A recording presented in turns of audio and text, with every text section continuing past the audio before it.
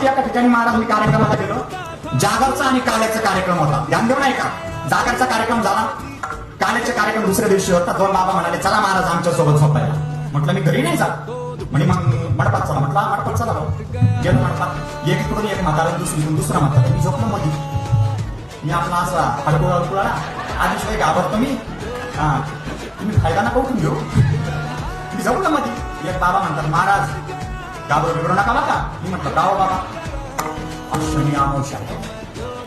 शनी अमावस्या म्हटलं महाकाळीच लागला ना धबधब करायला. दुसऱ्या म्हाताऱ्याने का बसावा ना. तेव्हा म्हणतात महाराज तुम्हाला माहिती का आज काय? म्हटलं नाही. शनी अमावस्या तर आहेच. समोरचे जाळ दिसतोय ना. म्हटलं हा ते प्रेत जळा. आधी शनी अमावस्या प्रेत दाखव. मग दोन्ही म्हातारे गेले ना झोप. मला तर झोप लागली. मी आपला याकुशीवरून याकुशीवर दोन्ही म्हातारे गेले झोपी. एक बाबा घोरायला लागले.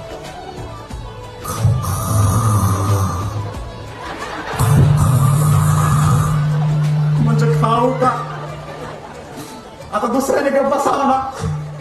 दुसरा म्हणायला लागला